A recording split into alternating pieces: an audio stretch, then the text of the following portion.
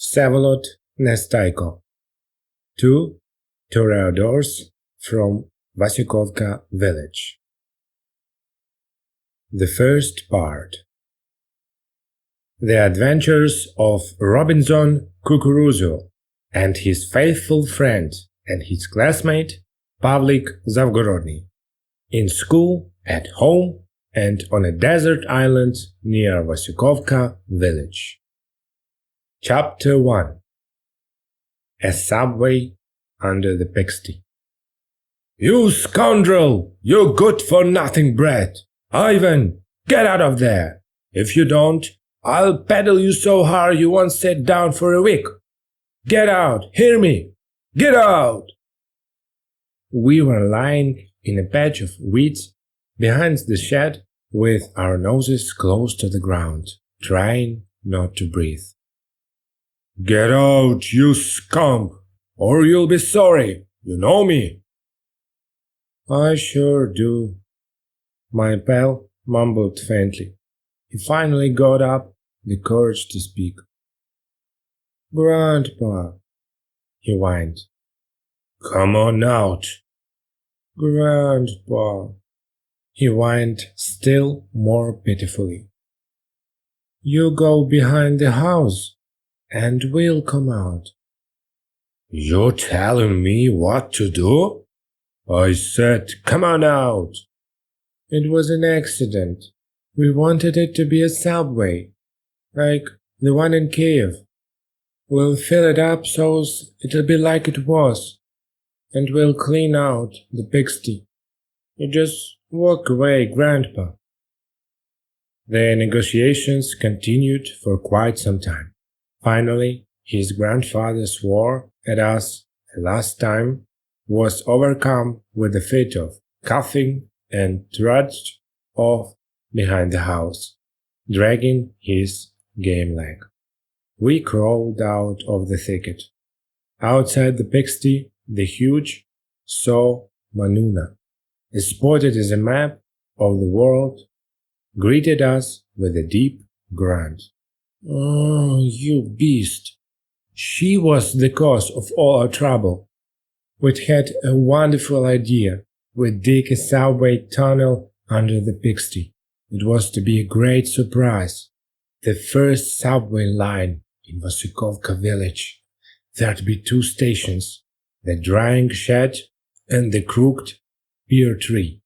The fare would be 3 kopecks one way, with relatives traveling free of charge, while the math teacher would have to pay 5 kopecks. We'd tunneled nearly halfway under the pigsty when catastrophe had struck. The darn soul Manuna had come crashing down into the tunnel. She'd fallen in easily enough, but as for getting out again, that was another matter entirely. She'd begun squealing so loud my pal's grandpa'd come limping over.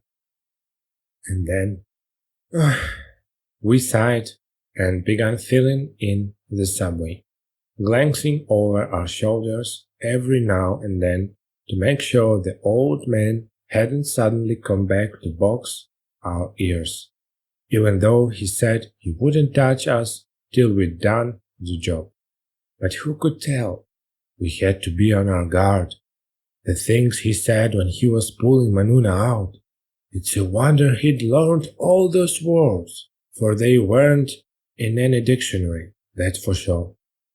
However, the old man was nowhere in sight, and so I'll introduce you to my friend while we're digging away. And what a hard, boring, and disgusting job it is. You certainly know there's an island named Java. It is in the Indian Ocean, the one that's Java, Sumatra, Borneo, and Kalimantan. Well, I want you to know that Java isn't an island. Java is my best friend. His name is Java Ren. You're probably wondering what sort of name that is. I mean Java. Well, it was like this. When he was little, not even a year old, That's what he called himself. Maybe he was trying to say his name Ivan. Anyway, Java stuck to him like burrs to a dog's tail. And even Waligura, the village militiaman, calls him that. Actually, Java's whole family is rather strange. His father plays the fiddle. Their cow's name is Contribution. And old Grandpa Varava, you're already acquainted with him, is a rare old hunter. When he's out hunting, he ties a kerchief over his left eye when he shoots, 'cause his left eye won't shut if his right eye's open. If he shuts his left eye, the right one closes all by itself. Even so, Grandpa Varava's a crack shot.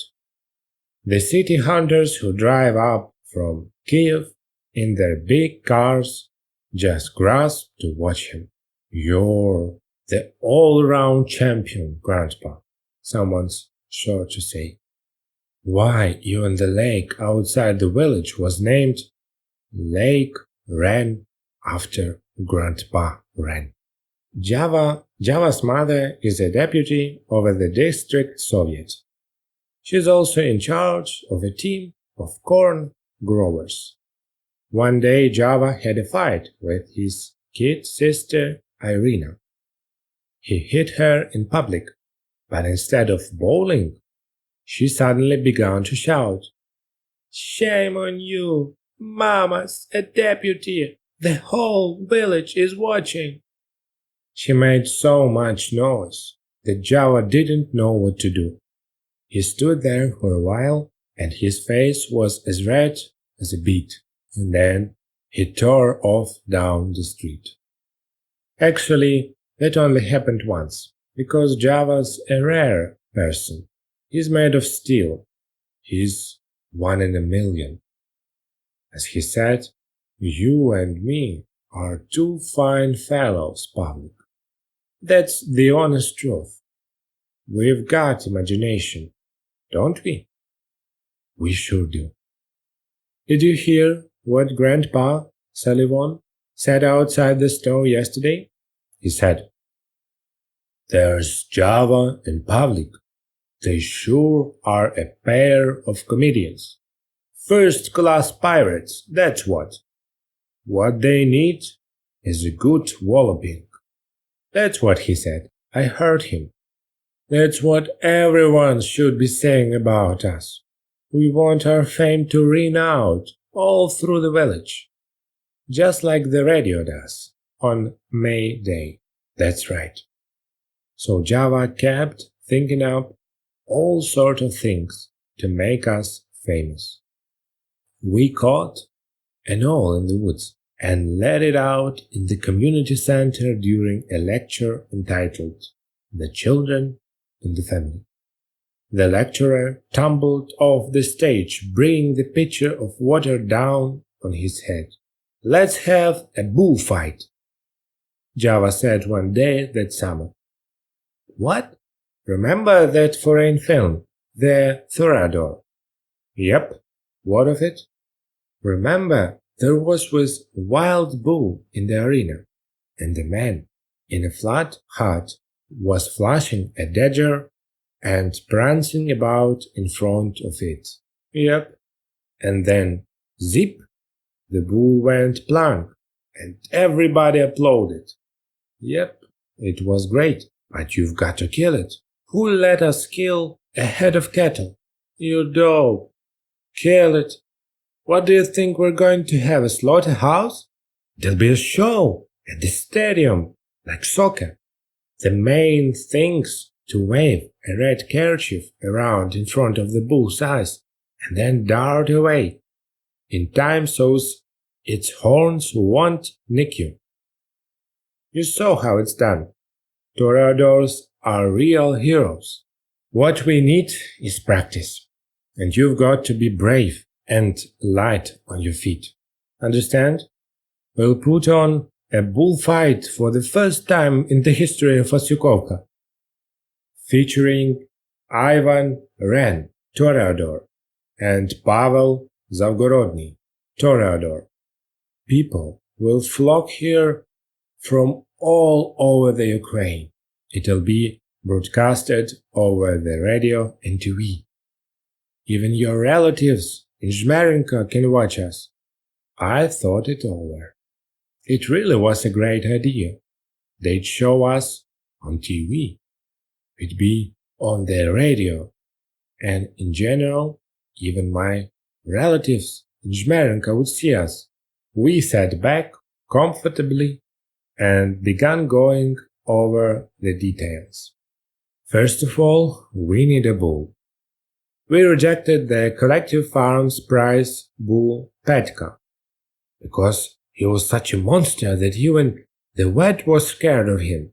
His eyes were like a pair of tractor headlights, and he was as big as a combined harvester. When he pawed the ground, you'd think it was an excavator. No one'd come within a mile of him. He even chased one of the summer residents up a hole. That was why we decided Petka was not for us. He was for our enemies. But since Petka was the only bull in the village, our second choice was the billy goat Zhora. I nominated him just to get even. I hated that old goat because he'd chewed my good shirt to pieces while I was swimming. But Java was against it. No, he's no good. All he ever does is bleat. Why, we won't even hear the applause. And then, it's a bullfight, not a goat fight. We've got to have something big that has horns. A bull or a cow. Listen, maybe we can use a cow? After all, there's no rule that says it got to be a bull, I said. Maybe you're right, he said after thinking it over. There's no better cow than your cow contribution. Why contribution? Why not your cow Manka? Because Manka has a calf now, and one of her horns is broken. Do you want everybody to laugh at us? Two Toreadors fighting a one-horned cow. What a laugh. I bet no one's ever seen anything like that. We might use contribution, but she's a bit psycho. What do you mean by psycho? Why don't you say you're scared of your ma? Me? Scared? I'll crack you one to show you how scared I am. Take your words back. Even if I do, you're still scared. I'm scared? Yes. I'm scared? Yes. This was too much for Java. He cracked me one. I socked him in the stomach. Then we were at each other, falling into the grass and rolling down to the road, where every bit of dirt clung to our clothes. It was the first to come to my senses. Wait, stop! We're having a dope fight instead of a bullfight. It's all your fault. All right, let's try contribution. Your Mankel look funny on TV. She's so stupid. It was just about to feel hard on Mankan's account, but changed my mind because I was tired of fighting. The next morning we meet on the road to the middle. I draw Manka ahead of me and Java draw contribution ahead of him. The cows ambled along, swishing their tails lazily, never suspecting that this was a historic day in their lives. Java was wearing his mother's wide-brimmed hat, the one she wore to conferences in Kiev.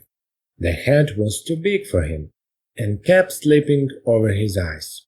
He had to keep tossing back his head every few minutes to see where he was going, and this made it look like he was bowing to someone. Naturally, he'd taken the hat without his ma's permission. I had a little tapestry rug rolled up under my arm. It was a famous rug. I should remember it from as far back as I could remember, as it had been tacked to the wall over my bed since the day I was born. 3 cute puppies were embroidered on a red background. They were all in a row with their heads close together. My mom had told me so many bedtime stories about them. For the past 2 years, though, ever since I was grown up, the rug been put away in a chest, making the puppies smell strongly of mothballs. The rug and the hat were part of our Toreador outfit. On the way to the meadow, we cut down 2 hazel switches to use as swords. Now we were fully equipped. As we walked down the road, we sang the few lines we knew of the Toreadors' song from Carmen. We had no way of knowing what awaited us. The sky above was as blue as a real Spanish sky.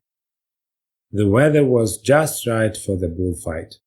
We drove our cows to the far end of the meadow, where the pond was far from any passers-by. We don't want Manka to be in the way. You lead her off, and then we can begin, Java said.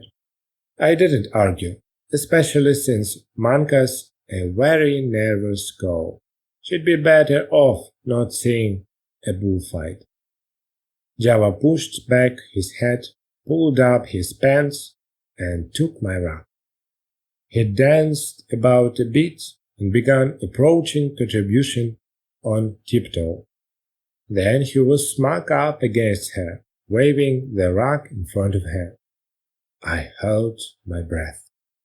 This was it. Contribution nibbled away at the grass. Java waved harder. Contribution paid no attention to him. Java slapped the rug against her cheek. Contribution turned away. Java grunted and slapped her again, hard. Contribution, shifting her weight lazily from hoof to hoof, turned her tail end to Java. He ran around and began dancing in front of her again. Half an hour later he said, "She's used to me. She likes me. You have a try." Half an hour later, by which time I was completely out of breath, I said, "She's no cow. She's a hunk of beef. Too bad Manka has a broken horn, or I'd show you what a real cow is." So Java tried his luck again. Every now and then he'd change his tactics. First, he'd tiptoe up and slap the rug against her all of a sudden. Then he'd come charging up. Then he'd approach from the side. But Contribution refused to enter into battle. Our hair was wet from perspiration as we flapped the rug around, and the 3 puppies looked as if they were about to start barking. Contribution didn't bat an eye.